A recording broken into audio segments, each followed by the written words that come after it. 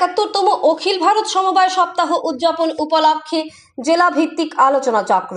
সমবায়ের মধ্যে সমন্বয়ের সশক্তিকরণ এই ভাবনাকে সামনে রেখে 71তম ভারতীয় সমবায় সপ্তাহ যথাযোগ্য মর্যাদার মধ্য দিয়ে পালিত হয়।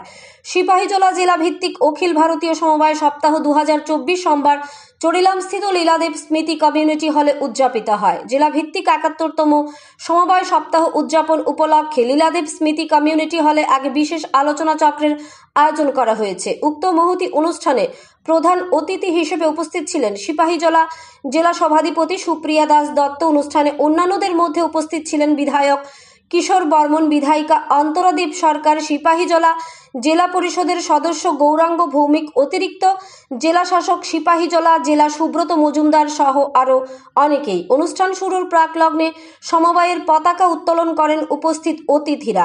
তার পরপরই মঙ্গল আলোর প্রদীপ প্রজ্বলন করে অনুষ্ঠানের শুভ সূচনা করা হয়। সমবায় সপ্তাহ উদযাপন উপলক্ষে বিশেষ আলোচনা চক্র অনুষ্ঠানে উপস্থিত প্রধান অতিথি শ্রীমতী সুপ্রিয়া দাস দত্ত সহ অন্যান্য অতিথিরা সমবায়ের তাৎপর্য বিশ্লেষণ করে আলোচনা চক্রের মধ্যে। ব্যুরো রিপোর্ট, আরই, ধর্মনগর। দেখি 4000-এর উপর আমাদের সমবায় সমিতি রয়েছে। এর মধ্যে কিছু সমবায় সমিতি আমাদের রিমার্কেবল পারফরমেন্স আছে, যারা খুব ব্যাপক আকারে কাজ করছেন এবং ওনারা বেসিক্যালি আমাদের গভর্নমেন্ট যেটা চাইছে সেই নিরিখে ওনারা কাজ করে একটা অ্যাচিভমেন্ট আনছে। সেখানে যদি আমরা দেখি, আমাদের বর্তমান কেন্দ্রীয় সরকার সমবায় দপ্তরকে আলাদা একটা মিনিস্ট্রি অফ কোঅপারেশন বলে ঘোষণা করেছেন। সেই জন্য আমাদের মাননীয় হোম মিনিস্টার ওটা দায়িত্বে আছে। তো মিনিস্ট্রি অফ কোঅপারেশন কি চাইছেন ভারতবর্ষে আমি দেখেছি প্রায় 29 কোটি লোক সমবায়ের সঙ্গে সরাসরি যুক্ত রয়েছে।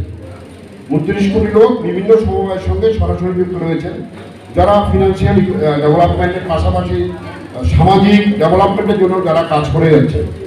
এখানে আমাদের ত্রিপুরা যদি আমরা 4205টা সমবায় সমিতি যারা রয়েছে, সেখানেও নিশ্চয়ই আমাদের একটা ব্যাপক অভিজ্ঞতা আছে। আমাদের সমবায় দপ্তর আছে, সমবায় দপ্তর সেটা নিরিখে ওনারা পরিচালনা করার ক্ষেত্রে ওনারা তদারকি করে থাকেন। বিভিন্ন সময় সমবায়ের যে নিয়মগুলি আছে সেই নিয়মগুলি পরিচালনার ক্ষেত্রে ওনারা দায়িত্ব পালন করে থাকেন। সেক্ষেত্রে ওনাদেরও কিছু সমস্যা রয়েছে, অর্থাৎ কর্মী স্বল্পতা রয়েছে। সেক্ষেত্রে সঠিকভাবে মনিটরিং করার ক্ষেত্রে ঘাটতি থাকতে পারে। তারপরে আমার মনে হচ্ছে এখানে যারা কোঅপারেটিভে যারা রয়েছেন, সমবায়ে যারা রয়েছেন, ওনাদেরকে দপ্তরে যারা আধিকারিক যাবেন, বিভিন্ন সময় বিভিন্ন কাজের জন্য যাবেন, হয়তো অডিট হতে পারে, অন্য কোনো কাজ হতে পারে, সেক্ষেত্রে আপনারা প্রপারলি ওনাদেরকে সহযোগিতা করবেন। এখানে কেন্দ্রীয় সরকার যেটা চাইছেন, ওনারা বলছেন মার্গদর্শিকা বলা হচ্ছে, যেটা মার্গদর্শিকা মিনস হলো এখানে বলা হচ্ছে সমৃদ্ধি ভারত গড়ার ক্ষেত্রে কোঅপারেটিভের কি কি ভূমিকা হতে পারে। সেক্ষেত্রে বলা হচ্ছে মাল্টিপারপাস প্যাক্স, যেটা বলা হচ্ছে মাল্টিপারপাস প্যাক্সের সঙ্গে ডেয়ারি এবং ফিশারি কে কোঅপারেটিভ সোসাইটির আন্ডারে আনা হয়েছে। এটা আপনাকে বলা হচ্ছে এমপ্যাক্স।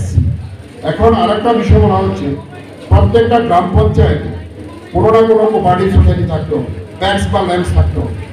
সেক্ষেত্রে আমাদের সিপাহীজলা ডিস্ট্রিক্টে আমরা দেখেছি 10টার মতো গ্রাম পঞ্চায়েত রয়েছে যেখানে এখনো কোনো ল্যাম্পস বা